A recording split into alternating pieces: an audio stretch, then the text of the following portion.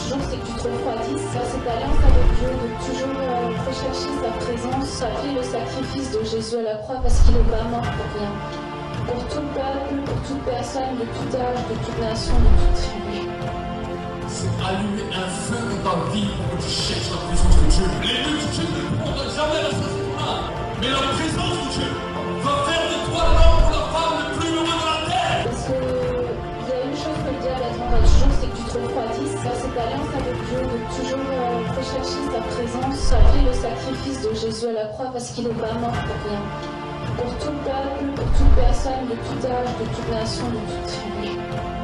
C'est allumer un feu dans ta vie pour que tu cherches la présence de Dieu. Les multitudes ne pourront jamais la satisfaire, mais la présence de Dieu va faire de toi l'homme ou la femme le plus heureux de la terre. On a été bloqués parce que la porte ne voulait pas s'ouvrir en bas. On ne voulait pas nous laisser rentrer.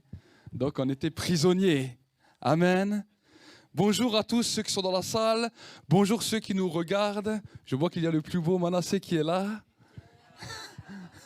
Merci. Amen.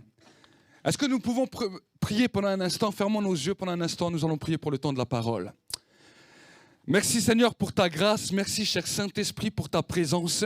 Seigneur, tu as dit, le ciel, la terre passeront, mais mes paroles demeureront éternellement. Seigneur, nous voulons maintenant sceller ce temps, sceller ce moment avec, Seigneur mon Dieu, mon roi, une dimension de ta grâce.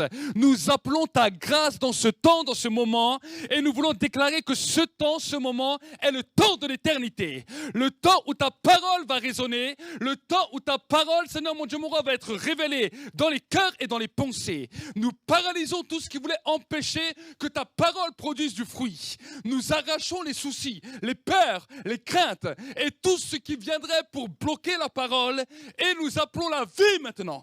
J'appelle la vie en tant que serviteur de Dieu sur la vie de tous mes bien-aimés. Au nom de Jésus, Amen. Amen. Alors nous bénissons Dieu. Il y a déjà une belle atmosphère prophétique où plusieurs paroles ont été données. La Bible nous dit que Dieu parle tantôt d'une manière, tantôt d'une autre. Et l'homme n'y prend point garde. Et j'aimerais vous dire que en tant que personnes qui sommes appelées à être prophètes ou qui sommes dans le ministère de prophètes, qui sommes des porte-parole de Dieu, il y a un des exemples que j'aime voir dans la parole de Dieu et qui m'a souvent interpellé, c'est l'exemple de Samuel. La Bible nous dit que quand Samuel recevait la parole, il ne laissait tomber à terre aucune des paroles. Et la question que j'aimerais peut-être vous demander ce soir, quand Dieu parle, est-ce que simplement ça t'a fait des frissons, ça t'a fait pleurer, ça t'a fait et après tu oublies? Ou est-ce que tu sais garder ce que Dieu t'a donné et ce que Dieu t'a confié? Vous savez, la Bible nous dit que quand Dieu parle, ce n'est pas pour rien. Ce n'est pas en vain. Jésus, nous l'avons entendu avant, a dit, vous allez entendre parler de guerre et de cris de guerre. Mais ne vous alarmez pas, car cela doit premièrement arriver. Mais ensuite, si vous lisez la fin de ce verset, qu'est-ce qu'il nous dira? Il nous dira, c'est à l'amour que vous aurez les uns pour les autres, qu'on reconnaîtra que vous êtes mes enfants de Dieu. Amen. Et bien souvent, écoutez, bien souvent, on a entendu que les bruits de guerre arrivent, ça on a entendu, on a retenu ce que Dieu dit, mais quand un de nos frères est peut-être tombé ou a peut-être chuté, au lieu d'exercer l'amour et la miséricorde, nous sommes les premiers à les tuer. Nous sommes les premiers à les tuer. L'Église est la seule armée qui tue les blessés. Amen. Aucune des armées dans le monde ne tue les blessés, mais l'Église, il va tuer les blessés. Et le diable se réjouit, parce qu'il n'a même pas besoin d'intervenir. Il sait que tu es faible, il sait que je suis faible, et qu'à un moment je vais faire une erreur, ou que tu vas faire une erreur. Mais ce que Dieu attend de toi, c'est que tu te rappelles que c'est à l'amour que vous aurez les uns pour les autres qu'on reconnaîtra que vous êtes vraiment mes disciples. Amen. Et tant que cette réalité n'est pas là, le diable n'a même pas besoin de vous attaquer. C'est ton propre frère avec l'onction qu'il a reçue de la part de Dieu qui te détruit. Et aujourd'hui, ce matin, j'aimerais vous interpeller. Parce que vous savez que cette dimension de haine et de destruction, malheureusement, et je le dis malheureusement, le diable le donne en grande partie aux prophètes. Parce qu'il voit, tu as la capacité de voir les péchés qu'un homme fait. Tu as la capacité de voir la vie qu'un homme fait, si elle est juste ou elle n'est pas juste. Si son cœur est droit et pas droit. Et avec cette capacité de l'œil de l'aigle, ce qui est le plus important, c'est de pouvoir aimer la personne tout en sachant ce qu'il a fait. C'est ce que j'ai appris dans le ministère. Vous savez, au début, quand je me suis converti, c'était à la limite, si je voyais quelque chose qui n'était pas clair dans la vie d'un homme, je me détournais, je ne lui parlais plus. Mais oui, je me disais, s'il m'approche de trop, quand j'étais jeune converti, je me disais, s'il m'approche de trop, il va me contaminer. Et un jour, Dieu a commencé. Quand j'ai commencé à rentrer dans le ministère réellement, Dieu m'a dit, non, il faut les aimer.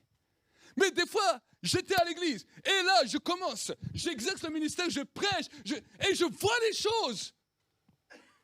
Et au lieu de comprendre que non, il faut que je les aide et que je les lève, j'amenais un jugement. C'est l'erreur qu'on fait. C'est l'erreur que j'ai fait. Je ne sais pas si vous ne l'avez pas fait. C'est bien. Mais moi, c'est ce que j'ai fait. Et Dieu, après, m'a bien repris. Il m'a bien repris, il m'a bien recadré. Jusqu'au jour où il me dit, peu importe ce que tu vois, aime la personne. Et là, c'est là où on apprend à grincer des dents, à aimer les gens, à savoir que même on n'est pas d'accord avec ce qu'ils font, mais à les aimer et à les aider à aller dans la dimension que Dieu veut. Et je crois que c'est la chose la plus dure. L'appel de prophète, c'est bien.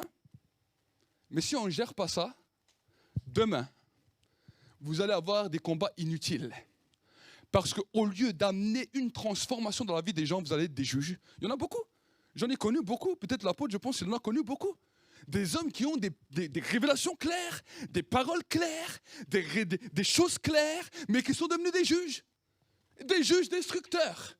Et l'onction de prophétie, au lieu d'édifier, au lieu de construire, au lieu de les amener plus loin, est amenée à amener une destruction. Et alors, qu'est-ce qu'ils ont fait les autres croyants? Ils se sont fermés à tout ça. Ils ont dit, on ne veut plus rien savoir, ils sont des fous. En plus, ce qu'ils disent, ça arrive, et ils nous détruisent. Donc, beaucoup de croyants se sont fermés à cela. Et quand ils se sont fermés à cela, c'était un des buts du diable. Le diable savait que s'il se ferme à cela, alors il pourrait agir. Parce que quand une ville est bien gardée, quand un pays est changé, c'est à cause des prophètes. C'est ce que la Bible nous dit. C'est par un prophète qu'Israël a été libéré. Et c'est par un prophète qu'Israël sera gardé et prospère. Mais quand la dimension des prophètes a été enlevée, alors la prospérité est la première des choses qui disparaît et l'Église s'appauvrit.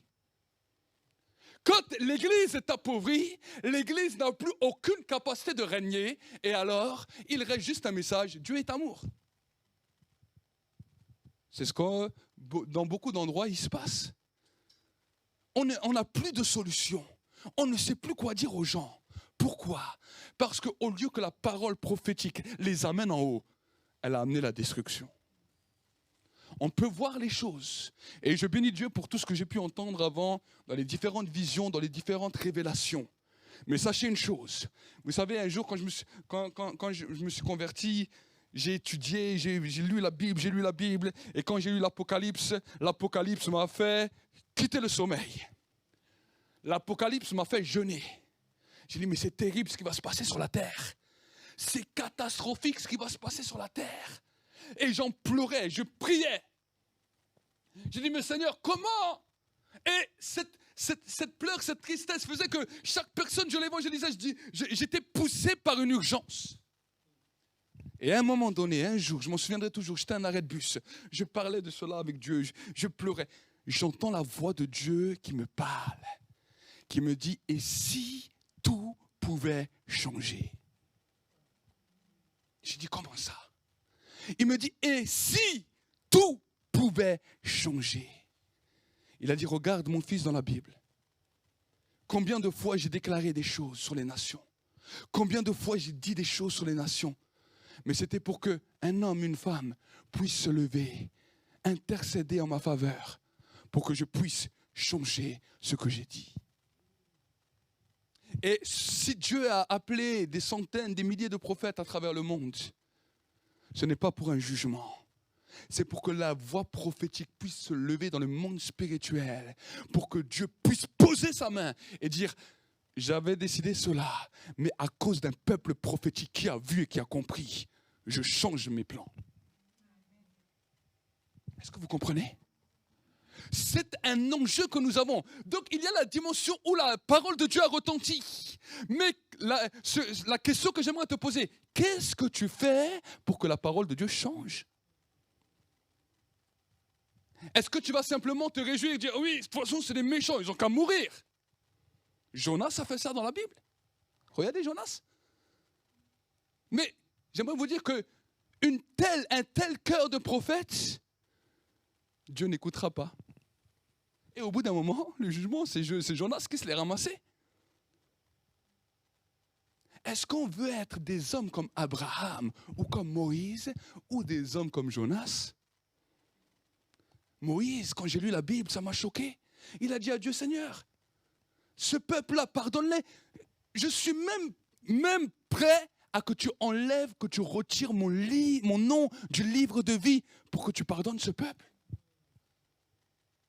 Mais j'aimerais vous dire, pour arriver à une dimension de prière comme ça, il faut un grand amour et une grande compassion. Je ne sais pas si aujourd'hui dans l'église, une personne est capable de faire une telle prière. Eh oui, nous on a prié, Seigneur, donne-moi, mon nom est inscrit dans le livre de vie, on y tient. Et tu n'as pas dit que Seigneur, pour sauver le monde, enlève mon nom du livre de vie. C'est ce que Moïse a fait. Et Dieu l'a dit, non. Dieu était contre ça. Il a dit, toi qui es là, qui es dans ma présence, qui me cherche, tu me dis ça. Non. Mais parce que tu m'as demandé, je guérirai ce pays, je guérirai ce peuple, je guérirai cette nation, je changerai cette nation. Mais je ne t'exaucerai pas sur ce que tu m'as demandé là. Amen. Alors, pour que nous puissions comprendre, nous allons peut-être voir ensemble les dimensions pour que nous puissions grandir ensemble. Amen. Est-ce que vous voulez qu'on grandisse ensemble ? Dis avec moi, allons plus loin. Amen. Nous allons aller plus loin. On a entendu parler d'eau, que des gens vont plus loin. On a entendu parler de tourniquets, de gens qui se lèvent. Alors rentre dans le tourbillon de l'esprit et laisse-toi saisir par l'impactation d'une parole qui peut bouleverser ta vie. Amen. L'impactation de la parole a la puissance de bouleverser nos vies. Notre foi est basée sur la parole. La Bible nous dit, or la foi, c'est une ferme assurance des choses qu'on espère et une démonstration de celles qu'on ne voit pas. Là où on peut voir, où la parole agit dans nos vies, c'est quand les rêves sont là.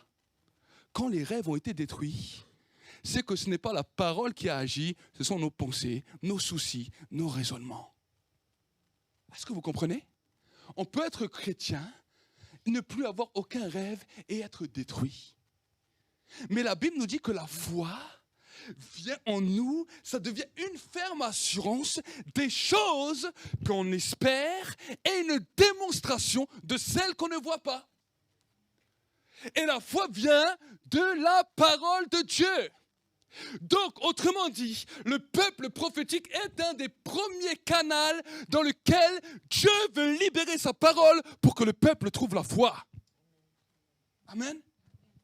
Si, quand le peuple prophétique élève la voix et le peuple qui entend trouve seulement de la peur, trouve seulement de l'angoisse, trouve seulement du désespoir, le peuple prophétique a échoué. Le peuple prophétique a échoué. Mais si le peuple prophétique comprend qu'il amène la parole pour que le peuple reçoive la foi, alors on va être sage pour savoir comment la communiquer. C'est un art. Donner une parole prophétique est un art. Prophétiser sur une personne, c'est pas un bout de bois que tu as devant toi. C'est pas un bout de ferraille où tu prends la scie, tu prends le marteau. Non, c'est un être humain. Si la parole n'arrive pas à percer à cause de ta maladresse, le cœur se ferme. Et après, impossible. Alors nous allons voir ensemble. Nous allons lire ensemble dans le livre de Joël. Est-ce que vous me suivez? Est-ce que vous êtes là? Amen. Ah, il faut me dire si ça ne vous plaît pas. Ça vous plaît? Joël.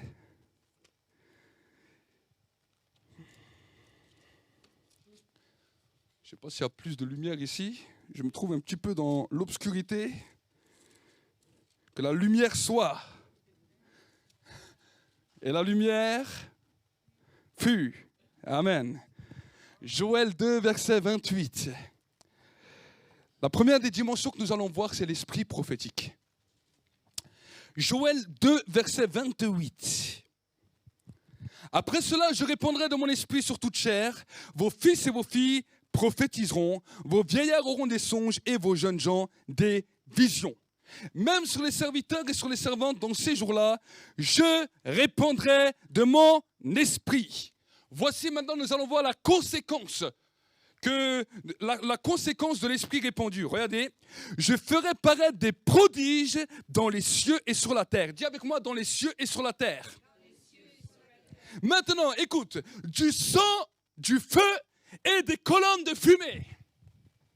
Dis avec moi, du sang, du feu et des colonnes de fumée. Pourquoi le prophète nous parlera du sang, du feu et des colonnes de fumée? Il nous parle de trois dimensions. Quand il parle du sang, il parle des hommes. Quand le prophète parle du sang, il parle des hommes. Quand le prophète parle du feu, il parle de l'Esprit Saint. Et quand le prophète il parle des fumées, il parle des anges. Amen.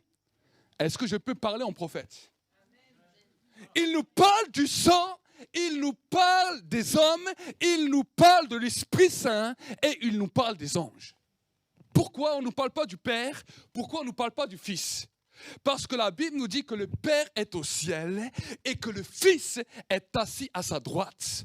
Là, on parle des signes qui se produisent sur la terre quand l'Esprit Saint va se répandre. Amen.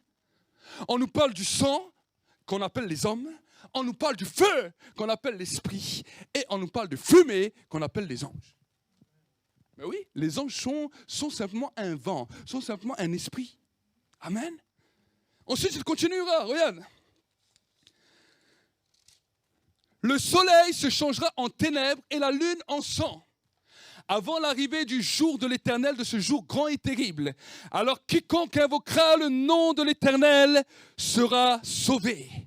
Le salut sera sur la montagne de Sion et à Jérusalem, comme a dit l'Éternel, et parmi les réchappés que l'Éternel appellera. Amen. Je suis un réchappé, tu es un réchappé que Dieu a appelé.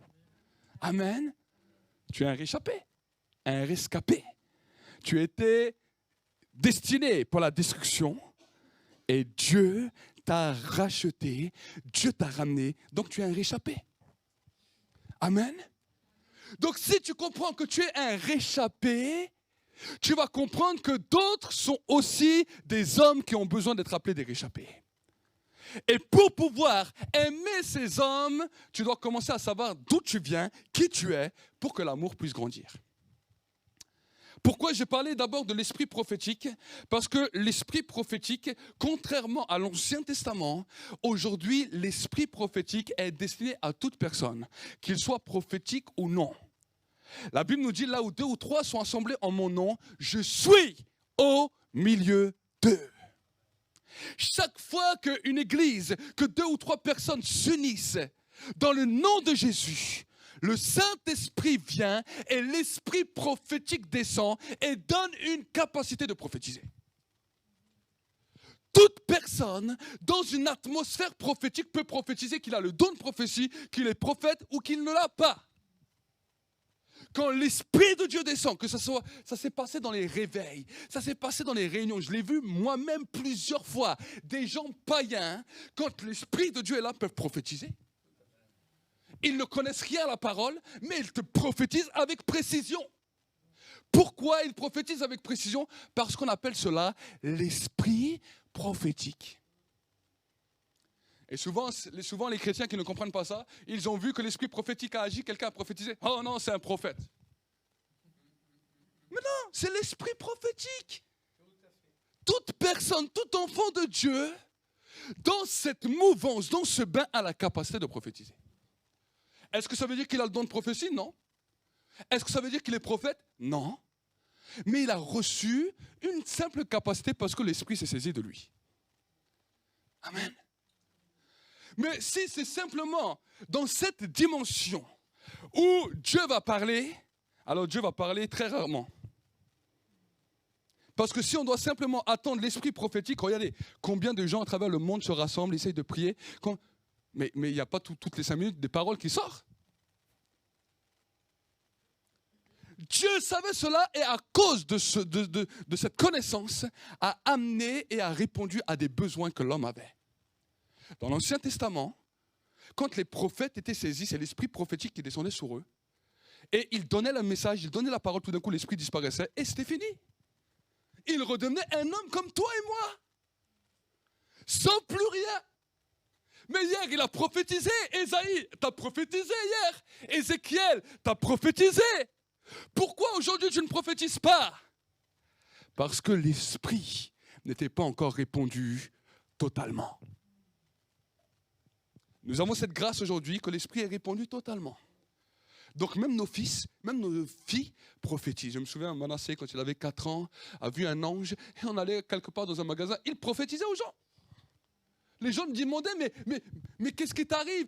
Comment tu sais ça? Et le petit, il était là, je ne sais pas, je te dis.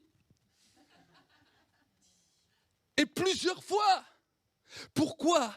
Parce que cette grâce de l'esprit prophétique est un héritage que nos enfants reçoivent. Et j'irai même plus loin. Non seulement nos enfants, mais si nous-mêmes nous sommes enfants dans une église, nous recevons l'héritage des hommes de Dieu. Et si vous n'avez pas de père spirituel, alors l'héritage c'est difficile. C'est difficile.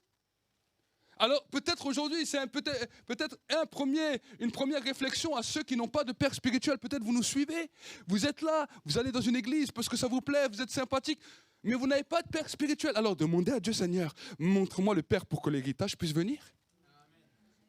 Je ne suis pas apôtre, mais à cause de mon père, l'onction apostolique est sur moi. Amen. Mais oui, vous êtes dans une église apostolique. On a un père spirituel qui est apôtre. Chaque enfant de cette église a la capacité d'être apostolique à cause de notre père. Mais vu qu'on ne comprend pas la dimension, non, on attend que l'apôtre. Après, il est fatigué, mais l'onction qui est sur lui est sur nous, parce que nous sommes ses enfants. L'héritage qu'il expérimente est sur nous, parce que nous sommes ses enfants. Amen. Ça, j'aimerais vraiment vous propulser dans ça. Parce que des fois, vous le regardez faire, vous le voyez faire, oh, c'est bien, oh, Seigneur, peut-être qu'un jour, tu as la même grâce. Il est ton père, et parce qu'il est ton père, il y a un héritage. Mais ceux qui passent à côté de l'héritage, alors tant pis pour vous. Amen. On va continuer. Pour pouvoir répondre à un besoin. Vous savez, l'apôtre Paul a compris bien ces choses. La Bible nous dit que l'apôtre Paul, quand il s'est converti, il n'est pas venu comme ça, olé, salut, c'est moi l'apôtre, j'ouvre des églises. Non, non, non. 3 ans en Antioche. 3 ans dans l'église d'Antioche. Et les pères spirituels de l'apôtre Paul, c'était des prophètes. Et là, pendant 3 ans, l'apôtre Paul a compris qu'une dimension prophétique était libérée sur lui à cause des pères. Et pendant 3 ans, il commençait à se former, à se fortifier, à parler des révélations qu'il recevait, parce qu'il était docteur de la loi. Parmi les pharisiens, il était docteur de la loi, mais à cause de la dimension des prophètes, voici que l'écriture de la loi qui était morte sous Moïse est devenue vie en Jésus. Il savait cela. Et là, tout d'un coup, il commençait à être formé. Pendant 3 ans, si l'apôtre Paul a eu besoin de 3 ans de formation auprès des prophètes, nous, qui n'avions aucune connaissance de la loi, on veut comme ça, en 5 mois, devenir les grands apôtres, les grands ministères du monde entier. C'est une réalité.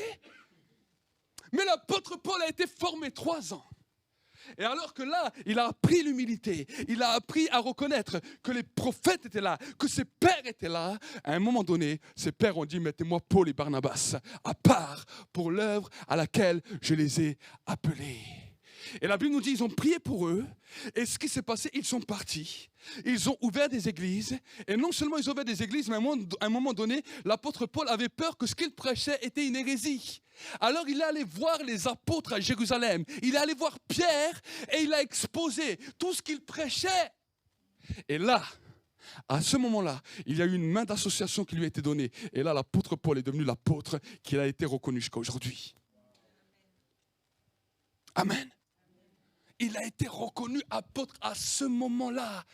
Pierre, quand il marchait, son ombre guérissait les malades. Mais maintenant, les pères qui commençaient à être sur la vie de l'apôtre Paul ont fait que le mouchoir de Paul guérissait les malades.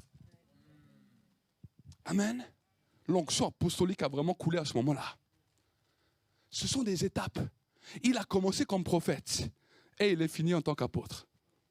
Amen. Je sais que ça te parle beaucoup, ça. Tu te retrouves énormément dans ça. Hein? C'est une des dimensions dans lesquelles Dieu t'a amené. Et c'est pour ça qu'aujourd'hui, Dieu t'a appelé apôtre. Tu te demandes des fois pourquoi le temps a passé comme ça. Mais Dieu te dit, c'était pour ton équilibre. Parce que maintenant, tu es arrivé dans une dimension d'équilibre dans laquelle tu as la capacité et la vision juste.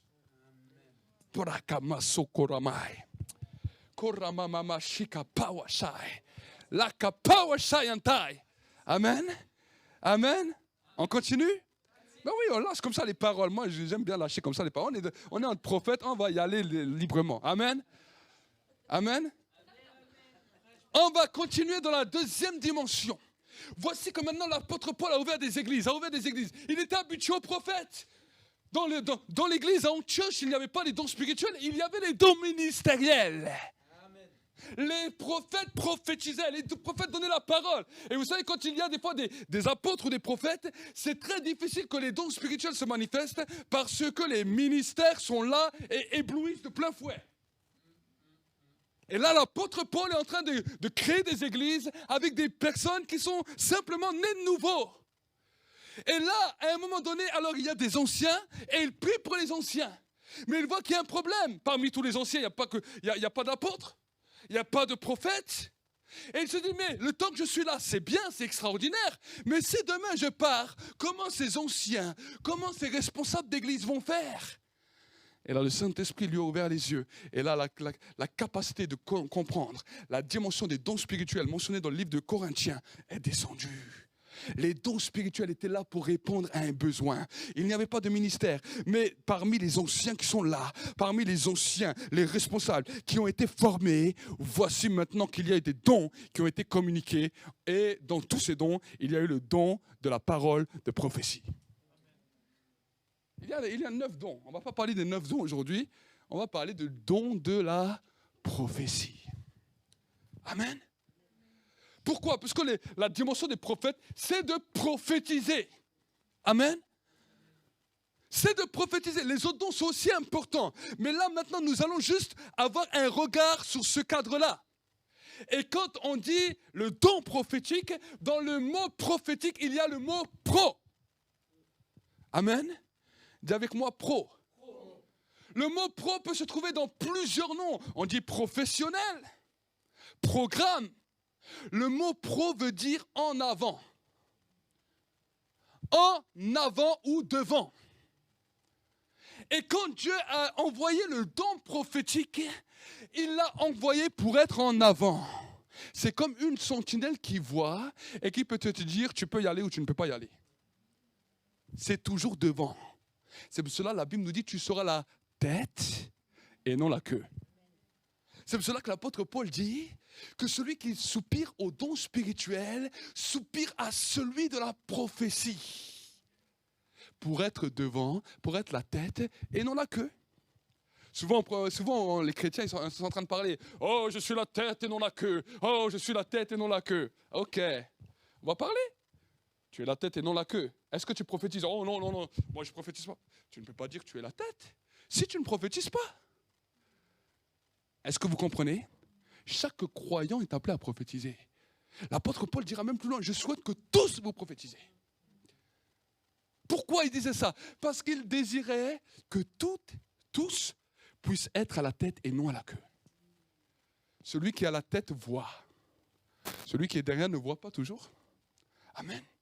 Et le don prophétique, on va lire ensemble dans le livre de Corinthiens ce que l'apôtre Paul nous dit. Corinthiens, 1 Corinthiens chapitre 14 verset 3.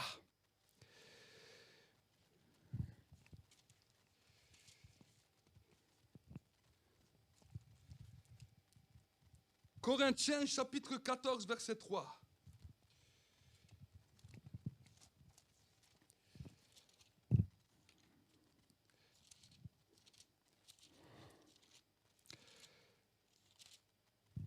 Regardez ce que la Bible nous dit. Celui qui prophétise, au contraire, parle aux hommes. Dis avec moi, parle aux hommes.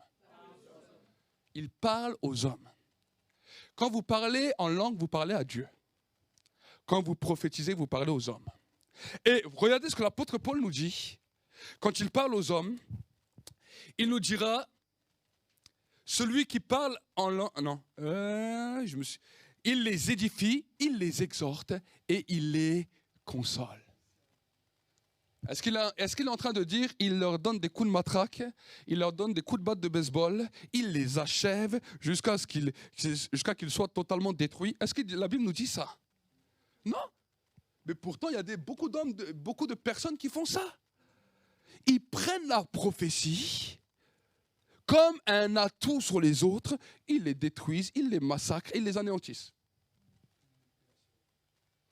Mais la Bible nous dit que le don de prophétie, quand nous voyons quelque chose, ça doit être là pour édifier, exhorter et consoler.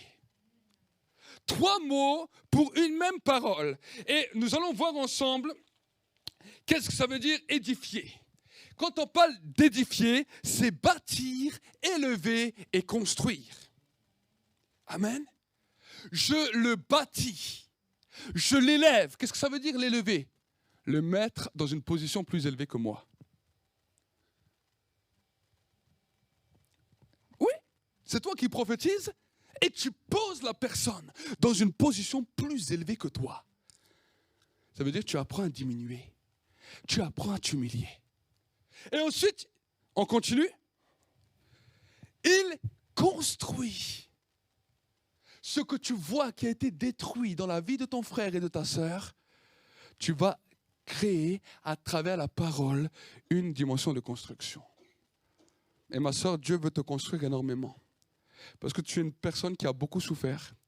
Tu es une personne qui a beaucoup pleuré et en qui le chagrin s'est posé sur ta vie. Et des fois, tu ne sais même pas comment l'enlever. Tu sers Dieu, tu aimes le Seigneur totalement, puissamment. Mais malheureusement, ce chagrin est attaché à toi. Et des fois, tu batailles. Mais j'aimerais te donner une parole aujourd'hui de construction. Le Seigneur te dit, je t'aime ma fille et je vais reconstruire ce que les hommes ont détruit. Les hommes ont détruit ton cœur, les hommes ont détruit ton âme. Mais moi, je vais t'amener dans une élévation. Ne regarde pas à ceux qui t'ont fait du mal. Ne regarde pas à ceux qui t'ont détruit. Parce que moi, je suis ton Dieu qui t'aime et qui veut te reconstruire. Lève-toi juste.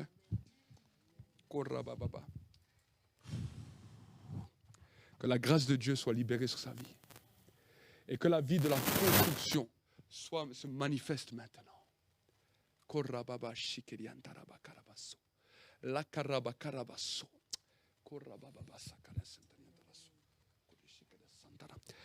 Dieu va la reconstruire. Vous n'allez plus la reconnaître. Il y a des choses qui vont disparaître totalement de sa vie.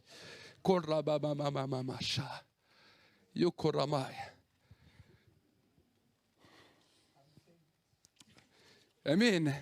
On continue. Je sais que Patrick, il me regarde, il me dit, oh, j'ai l'habitude. Hein? On était 3 jours dans sa maison. Hein?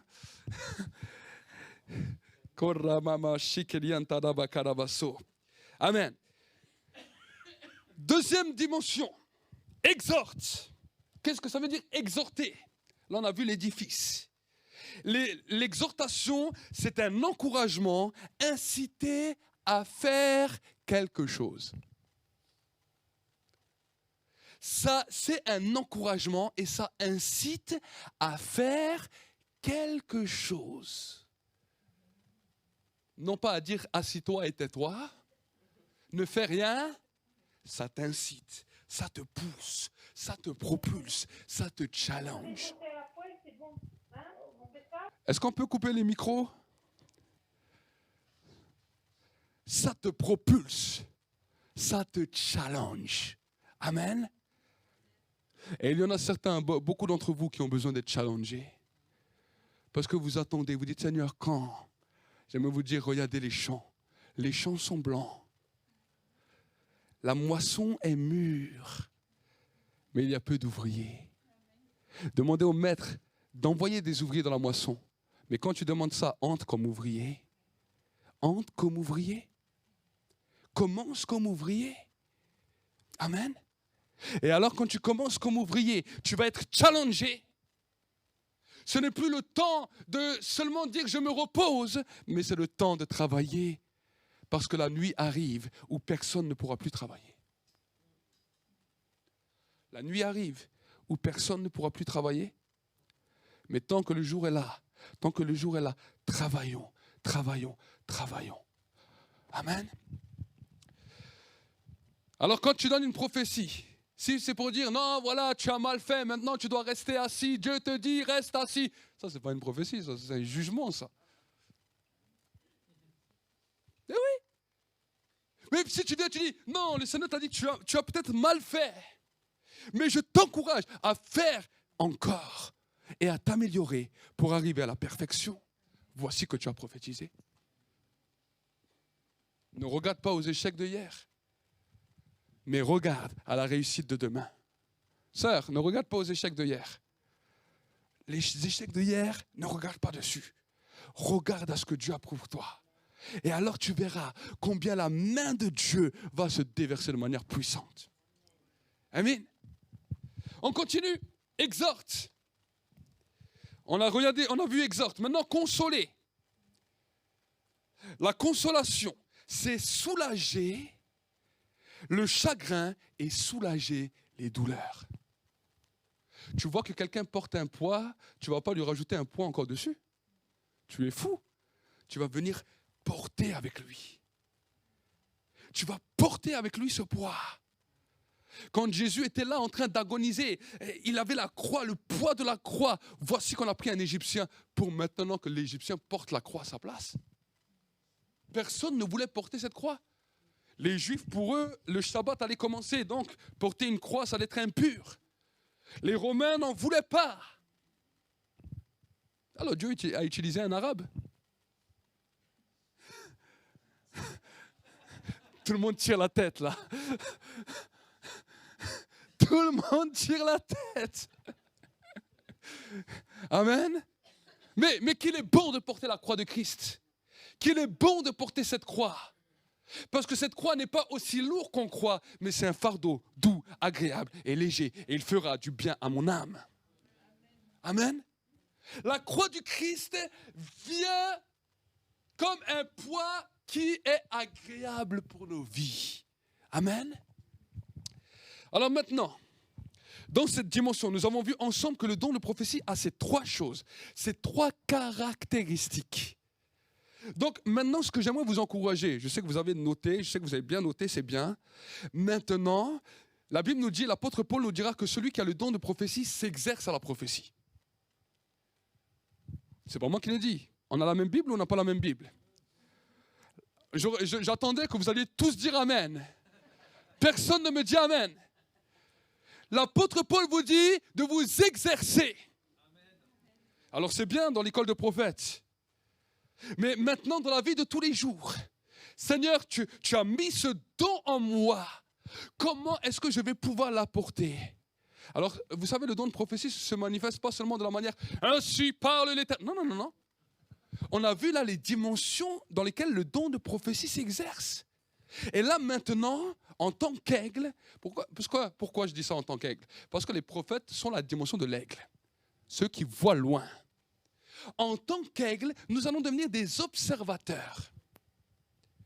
Nous allons sniper, couvrir une zone. bou, bou, bou, bou, bou. Et à bout d'un moment, tout d'un coup, il y a un bip. Je vois une lumière rouge. On localise. On regarde. Et là, voici maintenant, on avance. On regarde. Et à ce moment-là, on analyse. Qu'est-ce qu'il faut faire? Édifier, exhorter, consoler. Lequel de ces trois dimensions est bien pour cette personne? Et là, tu lances. Si tu dois consoler, console juste. Tu as prophétisé. Si tu dois encourager, encourage. Qu'il soit païen ou pas païen. Qu'il soit chrétien ou païen, c'est pas grave. Tu fais, tu t'exerces. Et là, l'esprit prophétique, l'esprit de la prophétie descend sur toi. Et le Saint-Esprit peut t'amener plus loin. Mais si tu ne comprends pas ça, alors tu vas rester toujours bloqué. Et tu es juste à l'église. Le pied te démange. Hein. Dès que c'est le temps de la prophétie, le pied te démange. Hein. Il faut que tu dises quelque chose. Et quand tu as dit quelque chose, tu dis, ah, mon pied maintenant il s'est calmé. Ah, mais mon pied me démange. Non, mais frère, sœur, si tu es habitué, tu ne vas pas t'exciter quand tu dois être à venir à l'église. Ça va couler naturellement. Amen. Et maintenant, nous avons vu le don. Maintenant, nous allons voir le ministère. Dis avec moi, ministère. Pourquoi j'ai donné ces trois dimensions? Pour que vous puissiez aussi vous localiser dans quelle dimension on est. Des fois, on peut avoir l'esprit prophétique. Des fois, on peut avoir le don prophétique. Et des fois, on a le ministère de prophète. Ce qui est trois choses totalement différentes. Mais dans la pratique d'une prophétie, tous les trois peuvent ressembler à la même chose. Celui qui a simplement l'esprit prophétique peut prophétiser comme un prophète. Celui qui a le don de la prophétie peut prophétiser comme un prophète. Et le prophète va prophétiser. Si tu les regardes seulement à l'œil humain, c'est la même chose. Mais dans la réalité, dans la compréhension, nous allons décortiquer pour savoir où je me trouve. Alors quand on parle de ministère de prophète, le ministère de prophète est d'abord un messager de la part de Dieu. Et dans la dimension de messager dans la part de Dieu, il y a révélation de ce que Dieu a dans son cœur et de ce que Dieu dit. Autrement dit, un prophète est toujours aussi un prédicateur. C'est important à savoir. Pourquoi? Parce qu'on peut manifester les dons prophétiques, mais quand on parle de ministère, ça a un rapport aussi à la prédication. Et la prédication va être une prédication prophétique dans laquelle le prophète va lire le temps et les saisons. Le rôle d'un prophète, ce n'est pas simplement de donner des prophéties à des gens. Le rôle d'un prophète, c'est de lire les temps et les saisons pour pouvoir dire « voici dans quel temps nous sommes ». Amen. Et quand nous commençons à comprendre et saisir cette révélation, dans la Bible nous dit qu'il y avait un peuple qui était là, qui savait lire le temps et les saisons. On les appelait les fils d'Isaacar. C'est pour cela, chez nous à l'église, je me mettais toujours mon jogging spécial. C'est vrai, j'aurais dû le mettre ce soir. J'aime bien prêcher avec mon jogging spécial. Ah, ça m'a déjà... Les religieux ont sauté au plafond quand ils m'ont vu débarquer prêcher avec mon jogging spécial. Mais il y a écrit en grand ici FBI et derrière FBI. Les fils bénis d'Isaacar.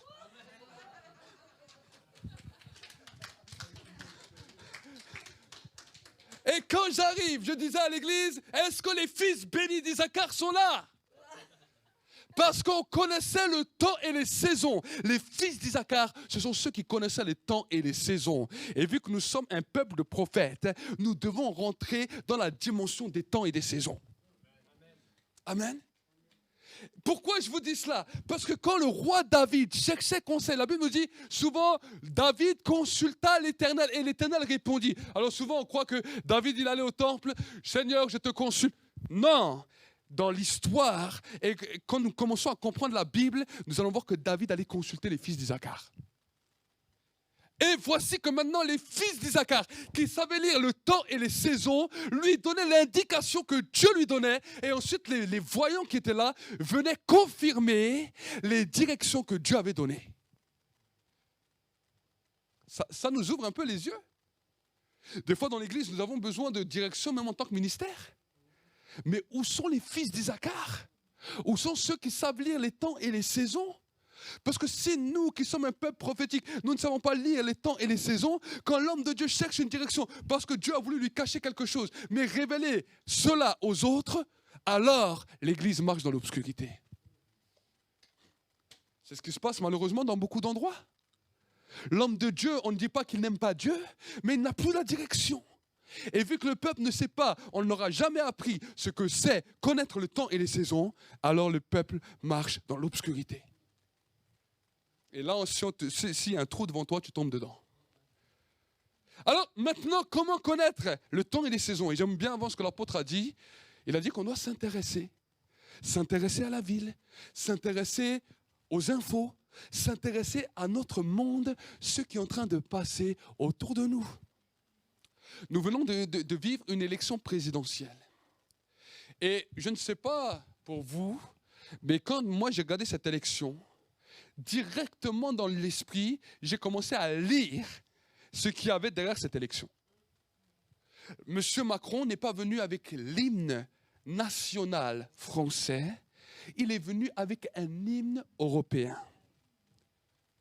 Et dans la dimension de l'hymne européen, le message qu'il était en train de dire au monde, voici maintenant que le temps où la Babylone va être reconstruite.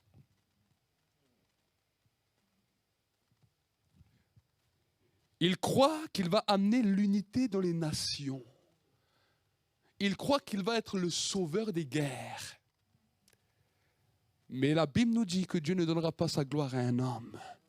Ça ne sera pas par un homme que la paix viendra, mais par l'Église. Ce n'est pas un homme qui va amener la paix, mais l'Église. Voilà pourquoi l'Église est combattue. Voilà pourquoi l'Église, il en a fait son cheval de bataille. Mais nous qui sommes là, nous savons, pourquoi je vous dis cela? Pourquoi l'Europe? Vous savez, quand vous regardez le drapeau européen, je vais vous lire spirituellement ce qu'il y a sur le drapeau européen. Le drapeau européen est en fond bleu. Le fond bleu est le symbole de la royauté. C'est de la même manière qu'on a habillé Babylone à l'époque. Ils ont mis 12 étoiles sur le drapeau. Les 12 étoiles sont les 12 dieux qui ont habité à Rome et dans lesquels le Fils de Dieu lui-même est venu pour amener une condamnation contre ces dieux et il a mentionné 12 apôtres. Et ces étoiles sont de couleur jaune parce que la couleur jaune fait référence au dieu Ra en Égypte, le dieu soleil. Et quand nous commençons à comprendre cela, nous voyons que depuis que M. Emmanuel Macron est arrivé en France, voici qu'il suit simplement un programme pour détruire les nations. Il est arrivé la première fois sous le musée du Louvre pour donner la gloire à l'Égypte. Aujourd'hui, dans son deuxième mandat, il donne gloire à Babylone.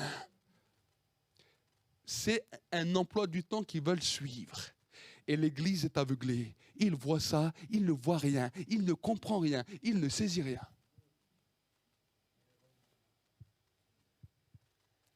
Mais si nous commençons à comprendre, vous savez, quand je suis venu ici, j'ai prêché un message. Quand on a fait la dernière convention où l'apôtre m'a invité, j'ai parlé, en plus déjà dans l'école des prophètes, j'ai parlé d'un message. Même dans l'église, j'ai parlé d'un message de Samuel, ce que Samuel a fait à Rabbot en Galade. Que la cité a été appelée une cité prophétique. Je vais prophétiser dans cette ville de Toulon, je vais prophétiser dans cette église, que cette cité prophétique va naître de ce lieu.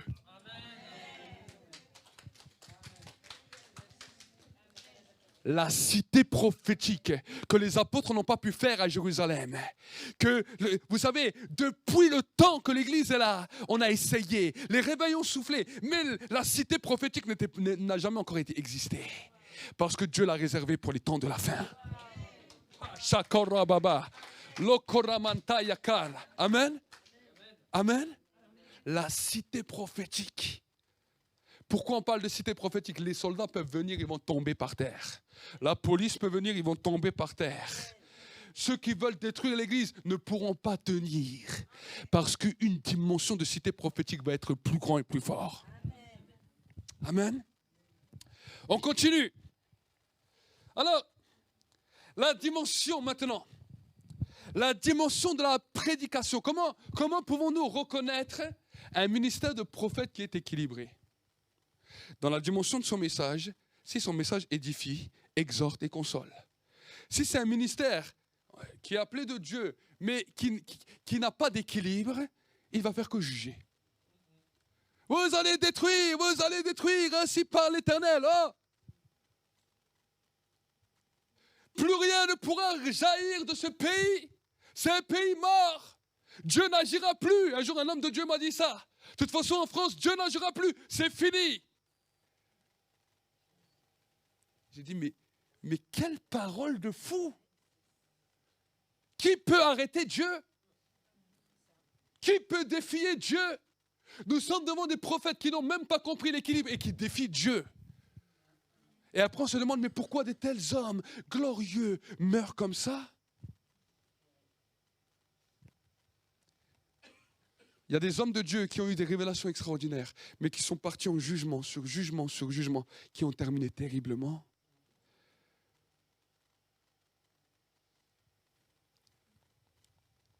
Je vais parler d'un homme que Dieu a utilisé puissamment.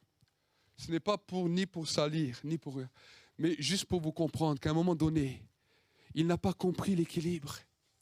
Le prophète David Wilkerson, qui avait des visions extraordinaires, qui a vu la dimension du magnétoscope, de la télévision, alors que tout ça n'existait pas, qui a eu des révélations extraordinaires, Dieu l'a utilisé dans les gangs de manière extraordinaire. Mais à un moment donné, il est parti sur jugement, sur jugement, sur jugement. Et j'aimerais vous dire qu'il a terminé décapité, parce qu'il a fait un accident de voiture et il a été décapité. Et beaucoup de personnes ont suivi bêtement, parce qu'il avait eu les révélations, et ils n'ont pas compris, et ils ont suivi, et ils ont suivi. C'était un homme de Dieu extraordinaire, des dons extraordinaires, mais des fois les blessures du ministère, les choses qu'on a pu vivre, ont fait qu'on devient des juges, et des juges sanguinaires. Aujourd'hui, pourquoi je vous dis cela? Parce que demain, c'est peut-être toi. C'est peut-être lui, c'est peut-être elle, où Dieu va te montrer des choses extraordinaires. Et vous savez, quand Dieu te montre des choses extraordinaires, c'est que là, simplement qu'un spot est venu sur toi, la lumière de Dieu est venue sur toi, il t'a montré des choses et il t'élève. Mais si tu ne connais pas l'équilibre, tu risques de passer à côté. Voilà pourquoi j'ai vraiment à cœur de vous apporter ce message ce soir, pour que vous puissiez comprendre l'édification, l'exhortement et la consolation. Merci mon frère. C'est 3 dimensions. Tu veux prophétiser, tu veux être dans le ministère, c'est bien. Alors travaille sur ça. Travaille sur ça. Et quand ton cœur, il est là aigri, et que ton cœur, il veut juger, quand ton cœur, il veut... Vous savez, là, des fois, ça nous démange. Hein? Celui-là, je vais lui dire... Je préfère que tu te tais, que tu t'assieds, que tu te dis à Dieu, Seigneur, guéris-moi. Donne-moi une parole peut-être pour une autre personne qui souffre et que j'ai compassion, parce que celui-là, je vais le détruire. C'est vrai ou c'est pas vrai? Ce sont des choses que j'ai apprises avec le temps, des fois avec douleur. Mais j'aimerais vous dire que c'est ça qui vous amène l'équilibre. Je peux regarder un frère, je ne suis pas obligé de le juger. Jésus pouvait regarder n'importe quel pécheur, il l'aimait. Amen. Et quand nous rentrons dans cette dimension, alors, nous sommes transformés. Maintenant, j'aimerais aller plus loin avec vous. Amen. J'aimerais peut-être vous donner quelques témoignages de mon évolution spirituelle. Parce que je sais que ça va vous aider. Vous savez, au début que je me suis converti, je ne me suis pas converti avec une prophétie dans la bouche. Je ne me suis pas converti en disant « je prophétise ». Non, non. Au début, j'ai connu Dieu. Mais au début de ma marche avec Dieu, je n'avais pas de parole prophétique pour les gens. Des fois, je sentais des choses. Alors, je me souviens, un jour, j'étais dans une réunion, une petite réunion de prière, une cellule de prière. Et c'est moi qui dirigeais la louange parce que je savais chanter avec ma guitare. Je chantais. Et tout d'un coup, j'ai senti une tristesse dans mon cœur. Et alors que je sens la tristesse dans mon cœur, je continue à chanter. Et tout d'un coup, alors que je suis en train de chanter, j'entends une personne qui dit « Non, pas toi !» Alors, j'ouvre les yeux. En fait, le responsable de la cellule qui faisait la cellule avait son fils qui était non-croyant et qui était venu pour la réunion pour assister. Et en fait, simplement, quand je faisais la louange, ce jeune a été touché, il pleurait. Il pleurait. Et moi, je n'ai pas vu, j'avais les yeux fermés. Mais quand son père a vu qu'il pleurait, voici que le père s'est jeté sur le fils pour vouloir prier avec lui. Et son fils dit, non, pas toi. Il dit, je veux que c'est lui qui prie pour moi. Et il me montre-moi. Je dis, moi, mais moi, je ne suis ni responsable, je ne suis personne. Il me dit, non, mais je veux que c'est toi. Et là, je prie pour lui. Et Dieu le console, Dieu le restaure. Et il se convertit. C'était un jeune qui m'a commencé à me suivre partout où j'allais après. Et moi-même, j'étais fortifié. Je dis, waouh, j'ai rien fait de spécial. J'ai juste chanté avec une guitare. Et voici qu'il s'est converti. Et le frère qui était là, qui était responsable, il était tellement encouragé. Il me dit, mais écoute, moi, j'ai mon frère qui est dur à l'évangile. Viens une fois à la maison. Je dis, ok. Il me dit, je t'invite à un repas. Viens à la maison. Alors j'arrive comme ça chez lui, on mange comme ça. Et vraiment, la personne était dure à l'évangile. Alors quand j'ai vu qu'il était dur à l'évangile, je ne me suis pas amusé encore à lui foutre une couche. J'ai parlé avec lui des choses, de toutes les autres choses. Et il y avait une guitare. Et je lui dis, si tu veux, je te fais une chanson de Johnny. Et il me dit, ouais, j'aime bien Johnny. Et je prends ma guitare, je lui fais la chanson. Et quand je lui fais la chanson, tout d'un coup, il fond en larmes. Je ne suis pas en train de chanter même quelque chose pour Dieu. J'ai utilisé simplement, ça c'était pour l'apôtre, c'était un cadeau. Patrick m'a dit c'est son chant préféré.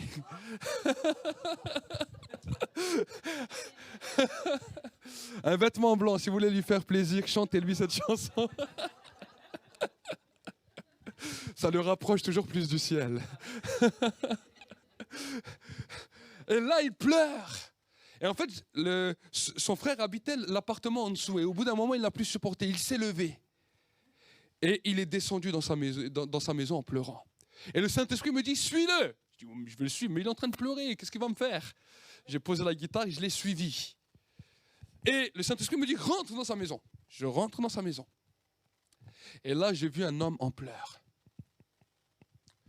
Moi, je le regardais, je ne sais pas quoi dire. Et l'homme qui est là en pleurs me dit pourquoi? Alors je lui dis pourquoi quoi? Je dis si tu me dis pas la cause, je ne peux pas te répondre. Il me dit pourquoi ton Dieu m'a enlevé ce que j'aime?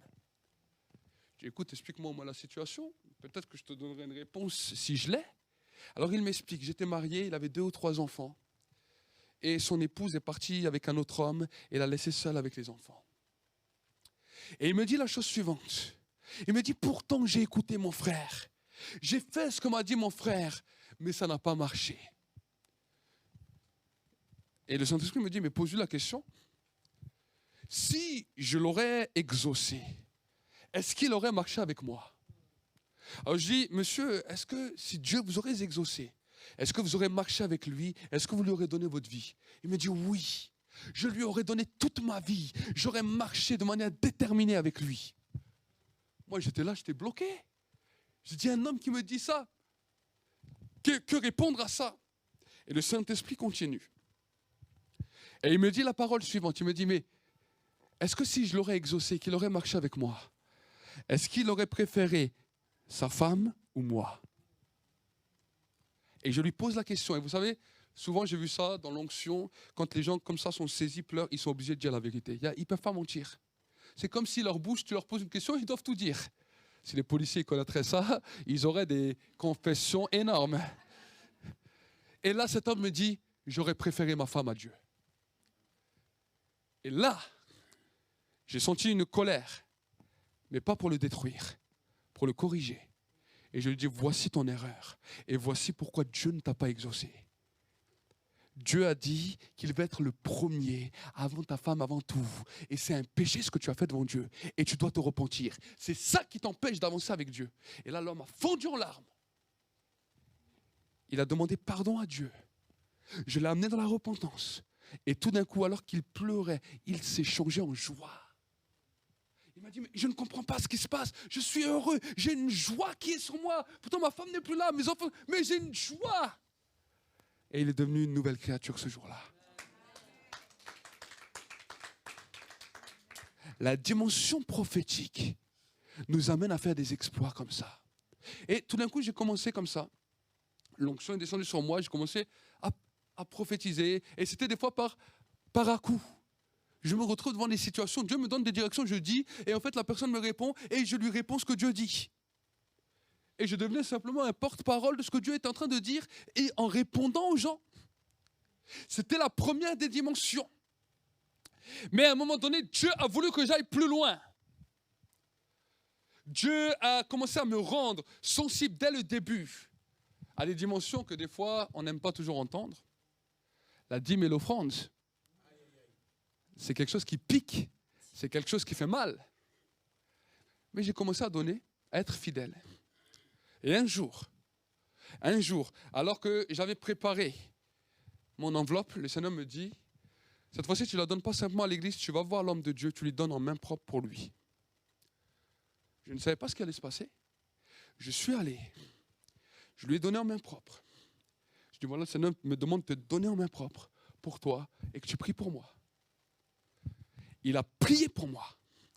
On était seuls dans son bureau. J'étais éjecté de l'autre côté. Et là, il prophétise sur moi. Il me dit, je te dis de la part de Dieu, tu vas voir les choses du passé, du présent, du futur. Tu seras comme un voyant. Et il parle sur moi, il parle. J'étais saisi par l'Esprit. À cause de l'offrande. Je suis rentré chez moi. Tout d'un coup, je prie, je vois les images claires. Tac, tac, tac, tac. Oh! Une personne m'appelle, je prie, je vois des images. Tu vois? Dis l'offrande. Je ne l'ai pas acheté, mais c'était quelque chose qui venait du cœur.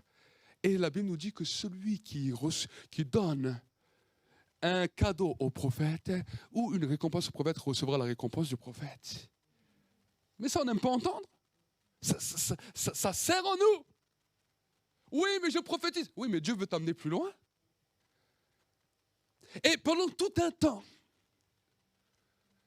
j'ai commencé à travailler en image. À travailler en image. J'avais la haute définition toujours qui me suivait. 4K, la classe. Ça n'existait même pas encore. Amen. Mais j'ai continué. Et un jour, j'ai fait une erreur. J'ai commencé à prospérer. Et un jour, j'avais comme ça mon enveloppe de dîmes comme ça pour aller dans une maison de Dieu. Une dîme avec l'offrande pour aller dans une maison de Dieu. Et je suis arrivé chez quelqu'un de ma famille qui passait par un moment difficile. Vous savez, des fois, le diable nous attaque par les sentiments. Et je voulais donner ça à l'église et je vois eux qui souffraient, qui étaient dans cette situation difficile. Et je fais une erreur. Je parlais avec mon épouse, je dis, bon écoute, on va le donner à eux plutôt que donner à l'église. Ils souffrent, ils n'ont pas. On a dit, ok, d'accord, on a donné. On n'a pas su ce qu'on faisait, mais tout d'un coup, les finances ont été dures. Le timing était dur. Le terrain était devenu dur. Ça a duré quelques années, jusqu'au jour où je me posais des questions, je prie pour les autres prospèrent, les autres font plein de choses. Et un jour, je suis comme ça en prière et Dieu me dit, je vais te parler. Je dis oui. Il me dit, est-ce que tu sais pourquoi tu es bloqué comme ça dans les finances? Je dis non.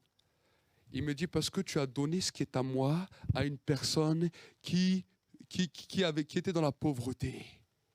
Il a dit, si tu voulais faire un cadeau, il fallait donner ce qui est à toi, pas ce qui est à moi. Et là, j'ai demandé à Dieu pardon. Je lui dis, je vais te rembourser. Il me dit, ok. J'ai dit, je te demande pardon, je ferme cette porte de pauvreté que j'ai ouverte sur ma vie. Et je reconnais que ce qui est à toi, et je ne dois pas le donner même aux pauvres ou quoi. Si je veux donner, c'est pour moi. J'ai dit, je vais te rembourser. Le lendemain matin, j'ai un de mes fils spirituels qui m'appelle, il me dit, écoute, je dois aller à un enterrement, mais je dois te voir d'urgence. Est-ce qu'on peut se voir avant? Je fais, ok, d'accord. Je suis allé avec la voiture, je suis allé le voir, je ne savais pas ce qui allait se passer. Et là, on discute, je prie avec lui, et tout d'un coup, il me sort une enveloppe de sa poche. Il me dit, tiens, Dieu m'a dit de te donner ça. Mes premiers 500 € qui sont tombés comme ça. Mon premier billet de 500. Et là, j'ai compris que les finances étaient aussi attachées derrière. Vous savez, souvent, on vous explique la dimension des finances, l'apôtre le fait très bien. Mais souvent, des fois, on dit oui, mais est-ce qu'il n'exagère pas? Est-ce que c'est vraiment vrai? Moi, je vous dis ce que moi j'ai vécu. Après, je m'en fous que vous me croyez pas. Moi, c'est quelque chose que j'ai commencé à mettre dans ma vie. Quand je suis allé, quelques années après, plus tard, en 2008, non, je crois que c'était 2010, la première fois qu'on est allé en Colombie. On était passé par un petit peu une situation difficile avec mon épouse.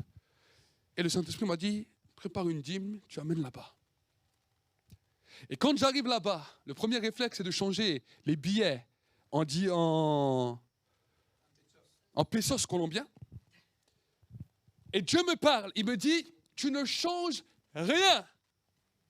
Il m'a dit, quand tu vas dans la corbeille, tu places les euros comme ils sont dedans. Dans l'enveloppe, tu mets les euros dedans. J'ai dit, OK. C'est une église pratiquement de 20 000 personnes. Hein. Je ne sais pas si vous imaginez. Énorme. Moi, je ne savais pas ce qui allait se passer. Dieu m'a parlé. Mais le lendemain, la femme du pasteur a pris le micro.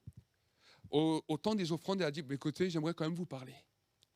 Elle dit, j'aimerais vous dire que depuis 30 ans de ministère, nous avons eu nos premiers euros qui sont tombés dans le ministère. Quand elle dit ça, ma main brûlait.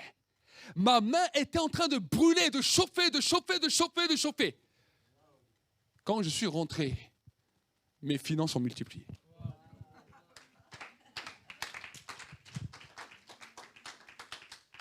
Pourquoi je vous dis cela? Parce que si vous êtes prophète, vous êtes appelé aussi à prospérer. Le prophète doit prospérer. Il doit prospérer pour montrer aux hommes que ce qu'il dit n'est pas simplement vain, mais que Dieu appuie cela et qu'il pourvoit à tous ses besoins. Amen. Si nous qui portons la parole de Dieu, nous ne savons pas montrer l'exemple aux autres, qui va montrer l'exemple? Si toi qui es clairvoyant, tu ne sais pas montrer l'exemple, ta clairvoyance ne te sert à rien. Amen. Mais si tu vois et tu mets en pratique les choses que Dieu te demande, alors l'alliance des deux va faire que tu vas commencer à être aiguisé. Tu vas commencer à être aiguisé. Et pendant tout un temps, dans ma vie, je voyais comme ça les visions, jusqu'au jour où mon esprit un jour s'est levé. Je me souviens toujours, j'étais assis comme ça, on était en prière, tout d'un coup mon esprit se lève. Et j'ai flippé, moi, j'ai jamais entendu rien. J'ouvre mes yeux, mes pieds étaient bien par terre. Mais mon esprit se levait. J'ai flippé, je suis allé aux toilettes. Je me suis assis sur les toilettes. J'ai fermé mes yeux, mon esprit se relève. Je dis, mais qu'est-ce que c'est que ça? Non, mais je vous dis, je vous promets, ça fait flipper. Moi, ça m'a fait flipper.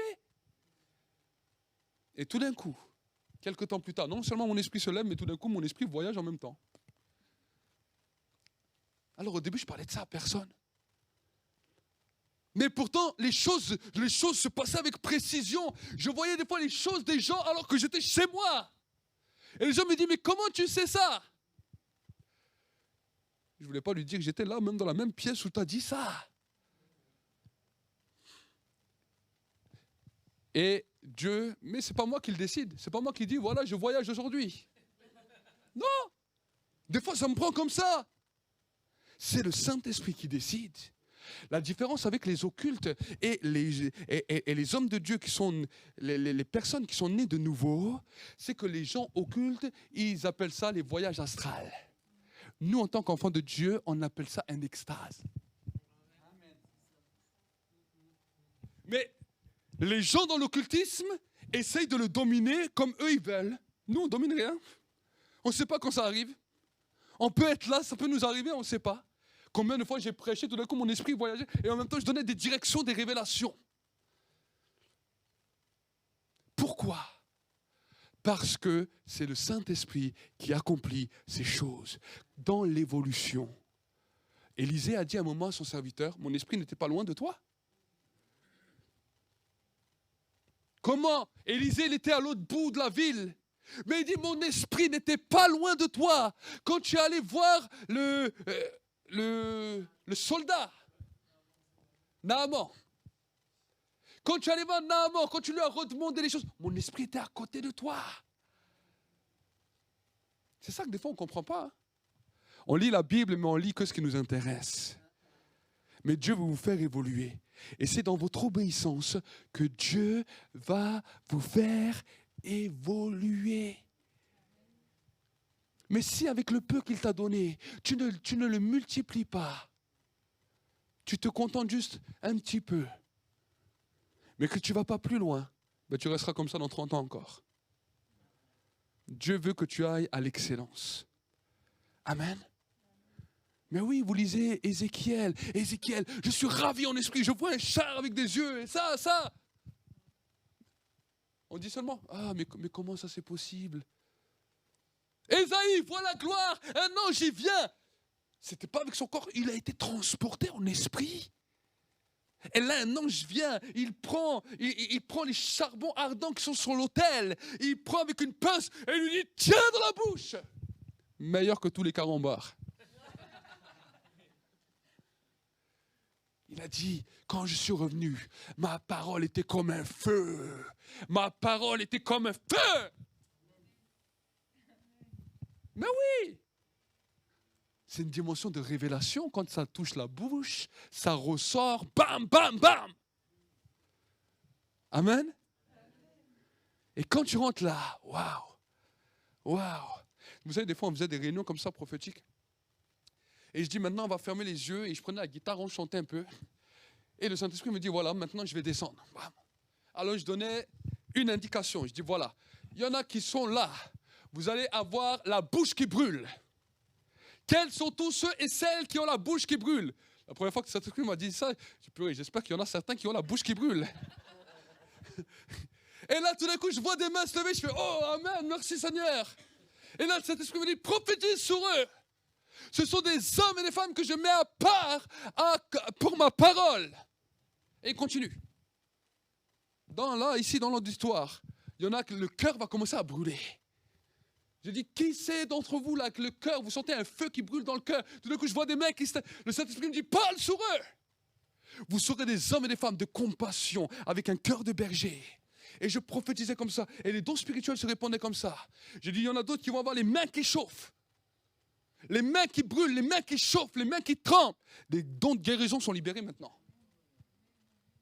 Ensuite, il continuait, les pieds qui vont chauffer. Qui sont ceux qui ont le feu aux pieds, pas parce que vous sentez mauvais et parce que vos chaussures sont enfermées. Mais vous sentez un feu dans les pieds. Il y en a certains, ils prient et ils sentent le feu dans les pieds. Dieu vous appelle à l'évangélisation. Qu'ils sont beaux les pieds de ceux qui annoncent les bonnes nouvelles de l'évangile. Mais oui! Nous, on attend seulement, non, il va nous imposer les mains.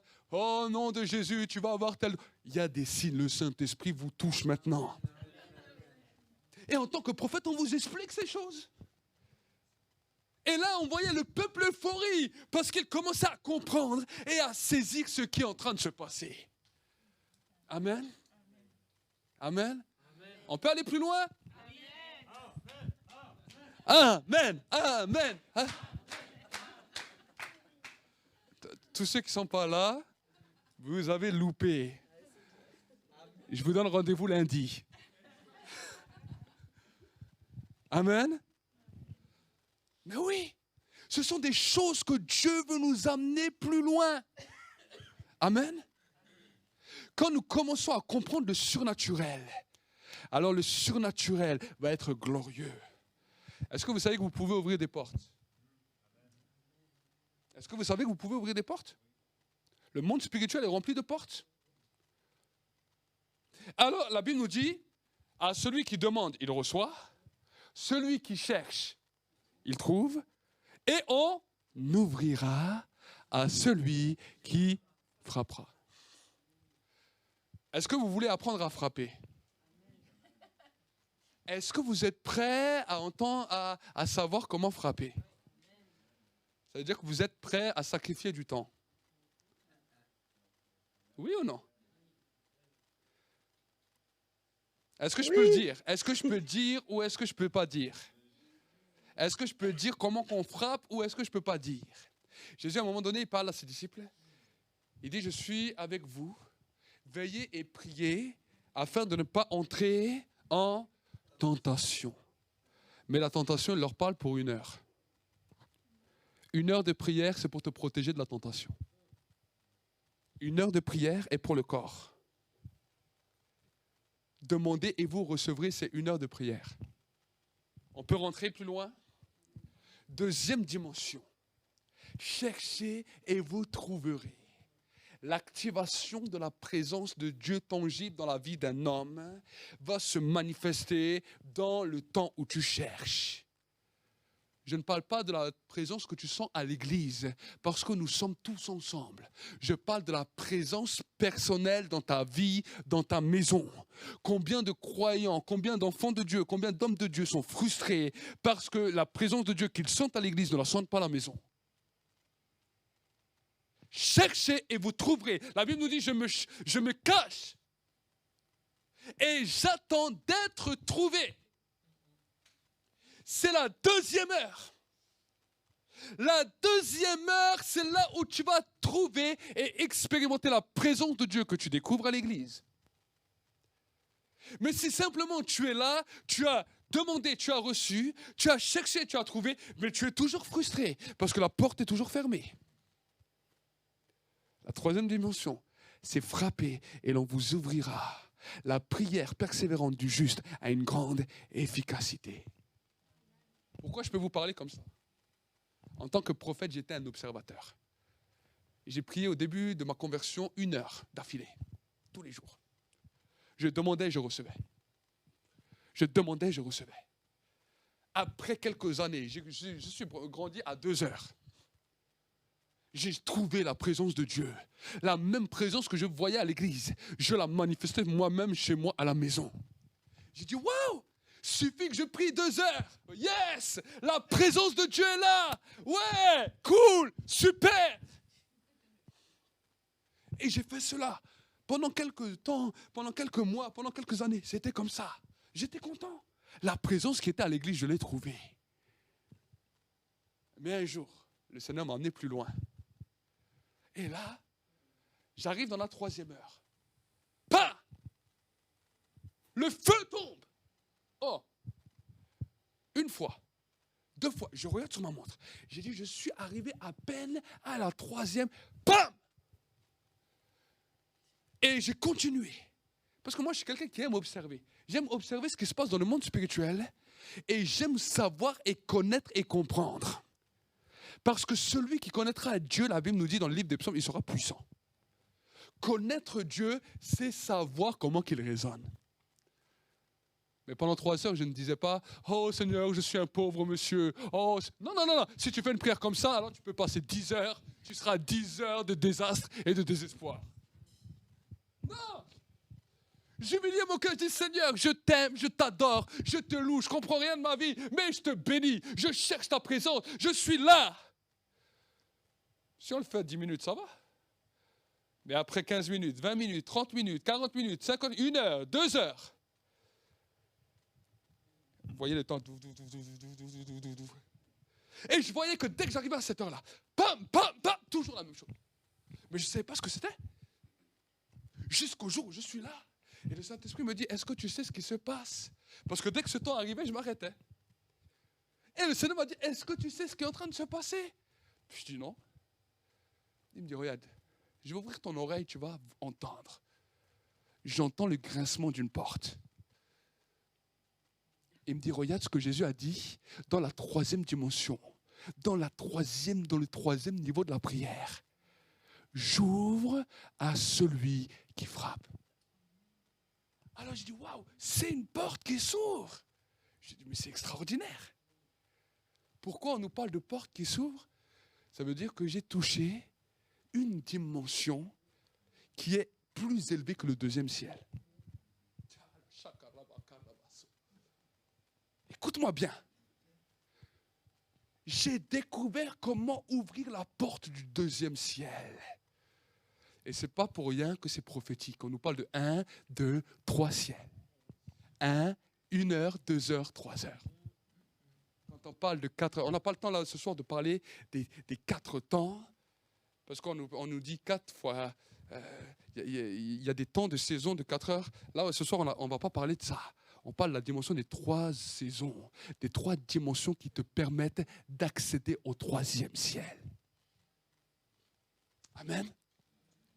Donc tu veux expérimenter des choses avec Dieu. Tu veux que les portes du ciel s'ouvrent. Alors je vais te laisser sur une réflexion ce soir. Qu'est-ce que tu es prêt à faire? Qu'est-ce que tu es prêt à sacrifier pour pouvoir y arriver? Parce qu'il y a une chose que le diable attendra toujours, c'est que tu te refroidisses à cette alliance avec Dieu, de toujours rechercher sa présence, appeler le sacrifice de Jésus à la croix, parce qu'il n'est pas mort pour rien. Pour tout peuple, pour toute personne, de tout âge, de toute nation, de toute tribu.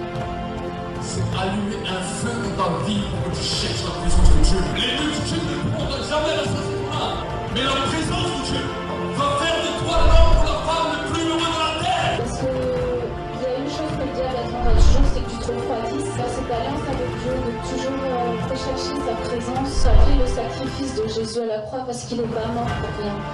Pour tout peuple, pour toute personne, de tout âge, de toute nation, de toute tribu. C'est allumer un feu dans ta vie pour que tu cherches la présence de Dieu. Les multitudes ne pourront jamais la satisfaire, mais la présence de Dieu